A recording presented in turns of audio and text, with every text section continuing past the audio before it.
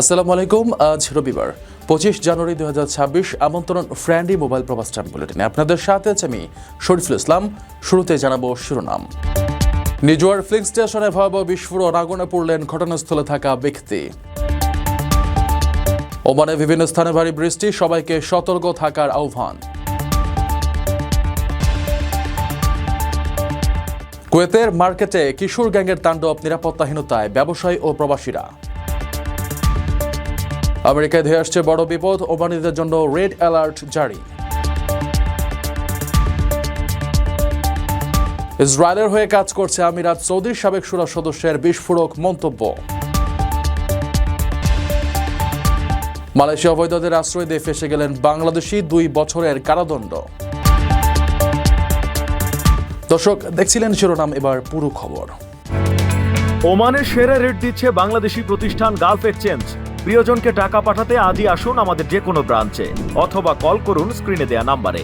Gulf exchange, বাংলাদেশিদের প্রিয় exchange. ওমানের নিজুয়ায় একটি ফিলিং স্টেশনে জ্বালানি দেওয়ার সময় ভয়াবহ বিস্ফোরণের ঘটনা ঘটেছে। ভিডিওতে দেখা যায় ট্রাকটিতে তেল ভরার সময় হঠাৎ বিকট শব্দে বিস্ফোরণ ঘটে এবং মুহূর্তেই আগুনের কুণ্ডলী ছড়িয়ে পড়ে।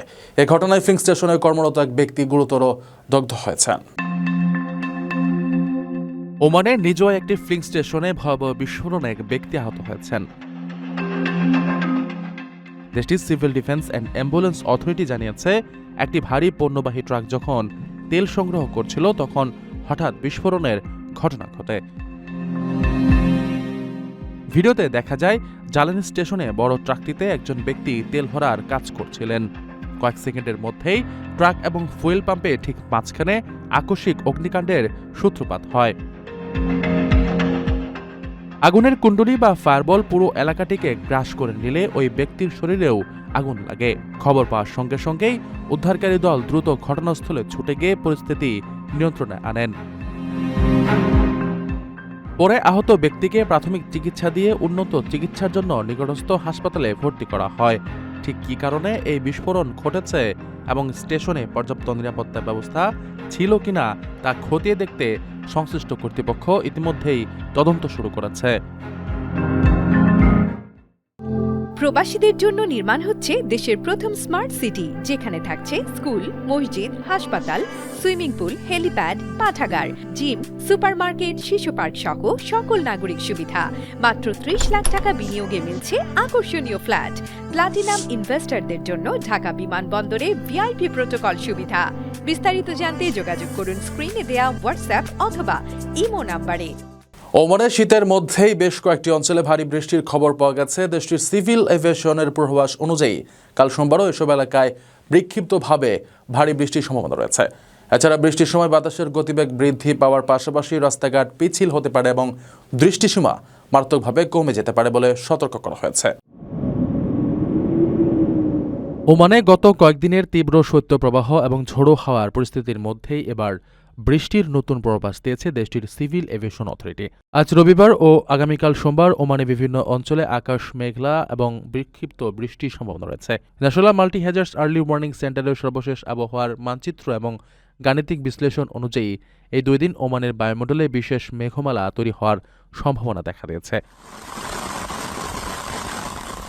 আবহাওয়া দপ্তরের তথ্য মতে এই বৃষ্টির প্রভাব মূলত মুসান্দাম এবং ওমান সাগরের উপকূলীয় এলাকাগুলোতে বেশি অনুভূত হতে পারে। হাড় কাঁপানো ঠান্ডার মধ্যে এই বৃষ্টি জনজীবনে কিছুটা অস্বস্তি তৈরি করতে পারে। বিশেষ করে উপকূলীয় অঞ্চলে বসবাসরত প্রবাসী এবং সাধারণ মানুষের জন্য সতর্কবার্তা জারি করে বলা হয়েছে, বৃষ্টির সময় এবং এর পরবর্তী সময়ে আবহাওয়া কিছুটা বৈরী হতে পারে। বৃষ্টির ফলে রাস্তাঘাটে কাদা ও পিচ্ছিল ভাব তৈরি হতে পারে এবং দৃষ্টিসীমা কমে যাওয়ার সম্ভাবনা থাকায় গাড়ি চালানোর সময় বাড়তি সতর্কতা অবলম্বন করতে বলা হয়েছে। সিভিল এভিয়েশন অথরিটি সাধারণ জনগণের প্রতি অনুরোধ জানিয়েছে যেন তারা কোনো ধরনের অনুমান নির্ভর তথ্যে কান না দিয়ে কেবল সরকারি এবং অনুমোদিত চ্যানেলগুলোর মাধ্যমে প্রচারিত আবহাওয়ার আপডেট অনুসরণ করেন। সেই সাথে নিজেকে সুরক্ষিত রাখতে এবং জরুরি প্রয়োজনে যথাযথ ব্যবস্থা নিতে আগেভাগেই প্রস্তুতি রাখার পরামর্শ দিয়েছেন বিশেষজ্ঞরা। আপনার স্বপ্নগুলো আকাশ ছুবে প্রবাসীর হেলিকপ্টারের মাধ্যমে। বিয়ে, জন্মদিন অথবা যে কোনো বিশেষ প্রয়োজনে হেলিকপ্টার ভাড়া করতে যোগাযোগ করুন স্ক্রিনে দেয়া নাম্বারে। প্রবাসীর হেলিকপ্টার, নিরাপদ ও সাশ্রয়ী বাহনের বিশ্বস্ত নাম। কুয়েতের ব্যস্ততম ফাহিল মার্কেটে স্থানীয় একদল বখাটে কিশোরের লাগাতার তাণ্ডব এবং হামলায় চরম নিরাপত্তাহীনতায় ভুগছেন প্রবাসী স্থানীয় ব্যবসায়ীরা। সম্প্রতি একজন দোকানদারকে লাঠি দিয়ে বেধড়ক মারধর করার একটি ভিডিও সামাজিক যোগাযোগ মাধ্যমে ছড়িয়ে পড়লে প্রবাসীদের মাঝে আতঙ্ক ছড়িয়ে পড়ে। ব্যবসায়ীদের অভিযোগ, এই কিশোররা নিয়মিতভাবে দোকানগুলোতে ভাঙচুর চালায় এবং প্রকাশ্যে ব্যবসায়ীদের ভয়ভীতি প্রদর্শন করে আসছে। কুয়েতের ব্যস্ততম ফাহিল মার্কেটে একদল বখাটে কিশোরের লাগাতার তাণ্ডবে দিশেহারা হয়ে পড়েছেন স্থানীয় ও প্রবাসী ব্যবসায়ীরা। সম্প্রতি এক দোকানদারে ধারণ করা ভিডিও ফুটেজে দেখা গেছে একদল আরব কিশোর লাঠি ও দেশীয় অস্ত্র হাতে বাজারে ব্যাপক বিশৃঙ্খলা সৃষ্টি করছে এবং প্রকাশ্যে দোকান মালিকদের ভয়ভীতি দেখাচ্ছে। ভিডিওটি সামনে আসার পর কুয়েতের প্রবাসী মহলে নতুন করে আতঙ্ক ছড়িয়ে পড়েছে। ভুক্তভোগী ব্যবসায়ীরা জানিয়েছেন, এটি কোনো বিচ্ছিন্ন ঘটনা নয়, বরং প্রায় প্রতিদিনই তাদের এমন পরিস্থিতির সম্মুখীন হতে হয়। বিশেষ করে উৎসবের ছুটির সময় এই কিশোরদের উৎপাত চরমে পৌঁছায়। তারা মার্কেটের দেয়ালগুলোতে কুরুচিপূর্ণ শব্দ এবং অশ্লীল চিহ্ন এঁকে পুরো পরিবেশ নষ্ট করে দিচ্ছে, যা ব্যবসা বাণিজ্যের জন্য নেতিবাচক পরিবেশ তৈরি করছে। ভুক্তভোগী ব্যবসায়ীদের অভিযোগ, এই সমস্যার কথা তারা কর্তৃপক্ষের কাছে জানাতেও এক ধরনের দ্বিধাবোধ করেন। অনেক ক্ষেত্রে অভিযোগ জানালেও কর্তৃপক্ষের কাছ থেকে খুব একটা আশানুরূপ সাড়া পাওয়া যায় না। বেশিরভাগ ক্ষেত্রে ওরা তো বাচ্চা মানুষ, আর করবে না, এমন মন্তব্য করে বিষয়টি এড়িয়ে যাওয়া হয়। ফলে ক্ষতিগ্রস্ত ব্যবসায়ীরা কোনো আইনি প্রতিক্রিয়া না পেয়ে উল্টো বখাটেদের ক্ষোভের মুখে পড়ার আশঙ্কায় থাকেন। সম্প্রতি এক সাহসী দোকানদার মোবাইলে এই বিশৃঙ্খলা দৃশ্য প্রমাণ হিসেবে ধারণ করার চেষ্টা করলে ওই কিশোর গ্যাং তাকে ঘিরে ধরে এবং লাঠি দিয়ে বেধড়ক মারধর করে। ব্যবসায়ীরা মনে করেন, শিশু বা কিশোর হওয়ার দোহাই দিয়ে এ ধরনের অপরাধমূলক কর্মকাণ্ডকে প্রশ্রয় দেওয়া হলে ভবিষ্যতে বড় ধরনের কোনো ট্র্যাজেডি করতে পারে। তাই ফাহিল মার্কেটের স্বাভাবিক পরিবেশ ফিরিয়ে আনতে এবং ব্যবসায়ীদের নিরাপত্তা নিশ্চিত করতে কুয়েতি প্রশাসনের কঠোর পদক্ষেপ দাবি করেছেন ভুক্তভোগীরা।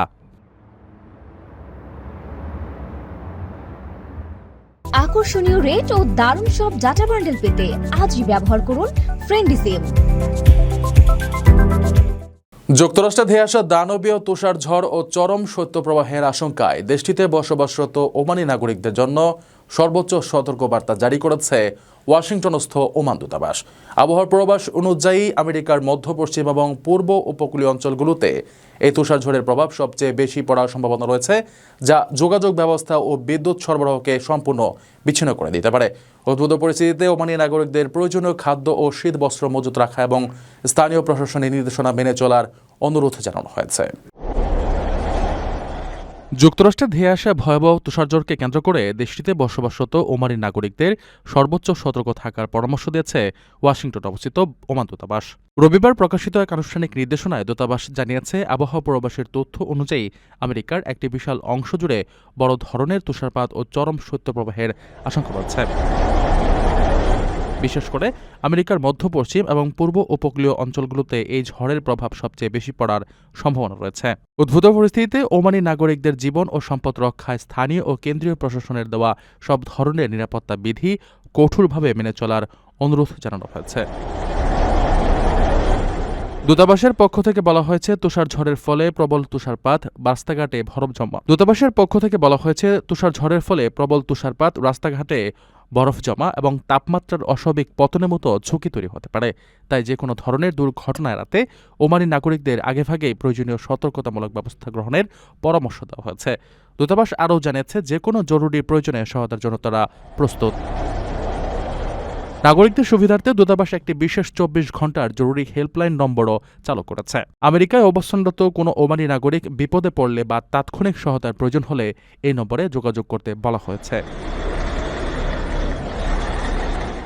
সংযুক্ত আরব আমিরাতকে দখলদার ইসরায়েলের ট্রোজান ঘোড়া বা ষড়যন্ত্রকার হিসেবে অভিহিত করে বিস্ফোরক মন্তব্য করেছেন সৌদি আরবের শুরা কাউন্সিলের সাবেক সদস্য doctor Ahmed bin Usman al তুয়াইজিরি। প্রকাশিত এক প্রবন্ধে তিনি দাবি করেছেন, আমিরাত মধ্যপ্রাচ্যে ইসরায়েলের প্রভাব বিস্তার করতে এবং আরব শক্তিগুলোকে দুর্বল করতে সরাসরি সহায়তা করছে।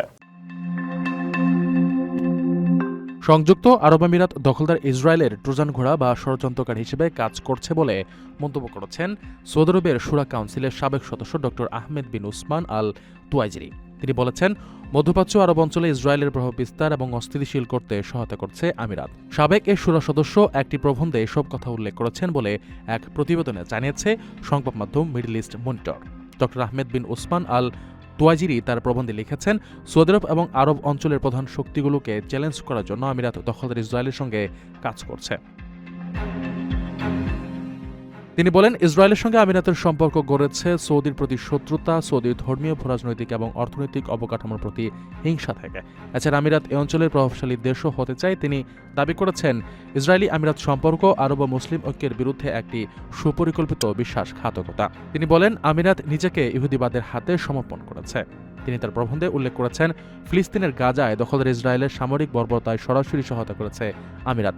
এছাড়া ফিলিস্তিনি প্রতিরক্ষা গোষ্ঠীগুলোর ওপর হামলা চালাতে আমিরাত তাদের লোহিত সাগর ও হর্ন অফ আফ্রিকায় থাকা ঘাঁটি ইসরায়েলকে ব্যবহার করতে দিয়েছে বলেও দাবি করেছেন তিনি। মালয়েশিয়া অবৈধ প্রবাসীদের আশ্রয় দেওয়া এবং পাচার চক্রের সাথে জড়িত থাকার দায়ে রাব্বি হোসেন নামে এক বাংলাদেশি যুবককে 2 বছরের কারাদণ্ড দিয়েছেন দেশটির আদালত। আদালতের বিচারে প্রমাণিত হয়েছে, রাব্বি অবৈধ প্রবাসীদের জন্য একটি ট্রানজিট হাউস বা গোপন আস্তানা পরিচালনা করছিলেন। এর আগে গত বছরের 4 নভেম্বর এক বিশেষ অভিযানে তাকে গ্রেফতার করে মালয়েশিয়ার অভিবাসন বিভাগ। অবৈধ প্রবাসীদের আশ্রয় দেয়া এবং পাচার চক্রের সাথে জড়িত থাকার দায়ে রাব্বি হোসেন নামে এক বাংলাদেশি যুবককে 2 বছরের কারাদণ্ড দিয়েছেন মালয়েশিয়ান আদালত। বৃহস্পতিবার দেশটির শাহ আলম উচ্চ আদালতের বিচারক এই রায় ঘোষণা করেন। রাব্বি হোসেনের বিরুদ্ধে 4 জন বাংলাদেশিকে অবৈধভাবে লুকিয়ে রাখা এবং একটি ট্রানজিট হাউজের তত্ত্বাবধায়ক হিসেবে কাজ করার অভিযোগ প্রমাণিত হয়েছে। মালয়েশিয়ার অভিবাসন বিভাগ জানিয়েছে, গত বছরের 4 নভেম্বর একটি বিশেষ অভিযান চালানো হয়। এই অভিযানে একটি আবাসিক ইউনিট থেকে রাব্বি হোসেন সহ 4 জন অবৈধ অভিবাসীকে আটক করা হয়েছিল। আদালতের নির্দেশ অনুযায়ী তার কারাদণ্ড গ্রেফতারের তারিখ থেকেই কার্যকর হবে। মালয়েশিয়ার অভিবাসন বিভাগ এক বিবৃতিতে জানিয়েছে, তারা মানব পাচার এবং অভিবাসী চোরাচালান দমনে জিরো টলারেন্স নীতি অনুসরণ করছে। যেকোনো ব্যক্তি, সিন্ডিকেট, নিয়োগকর্তা বা মালিক যারা অবৈধ অভিবাসীদের আশ্রয় দেবে বা তাদের সাথে যোগসাজশ করবে, তাদের বিরুদ্ধে কঠোর আইনি ব্যবস্থা নেওয়া হবে। দর্শক, দেখছিলেন ফ্রেন্ডলি মোবাইল প্রবাস টাইম বুলেটিন। শেষ করার আগে শিরোনামগুলো জানিয়ে দিচ্ছি আরও একবার। নিজুয়ার ফিলিং স্টেশনে ভয়াবহ বিস্ফোরণ, আগুনে পড়লেন ঘটনাস্থলে থাকা ব্যক্তি। ওমানে বিভিন্ন স্থানে ভারী বৃষ্টি, সবাইকে সতর্ক থাকার আহ্বান। কুয়েতের মার্কেটে কিশোর গ্যাংয়ের তাণ্ডব, নিরাপত্তাহীনতায় ব্যবসায়ী ও প্রবাসীরা। আমেরিকায় ধেয়ে আসছে বড় বিপদ, ওমানিদের জন্য রেড অ্যালার্ট জারি। ইসরায়েলের হয়ে কাজ করছে আমিরাত, সৌদির সাবেক শুরা সদস্যের বিস্ফোরক মন্তব্য। মালয়েশিয়া অবৈধদের আশ্রয় দিয়ে ফেসে গেলেন বাংলাদেশি, 2 বছরের কারাদণ্ড। এই ছিল ফ্রেন্ডলি মোবাইল প্রবাস টাইম বুলেটিনের আজকের আয়োজনে। প্রবাসের সর্বশেষ সংবাদ পেতে ভিজিট করুন probastimes.net, সাবস্ক্রাইব করুন আমাদের ইউটিউব চ্যানেল এবং চোখ রাখুন ফেসবুক পেজে। পরবর্তী বুলেটিন দেখার আমন্ত্রণ জানিয়ে আজকের মতো বিদায় নিচ্ছি আমি শরীফুল ইসলাম। সেই পর্যন্ত সবাই ভালো থাকবেন এবং নিরাপদে থাকবেন। আল্লাহ হাফেজ।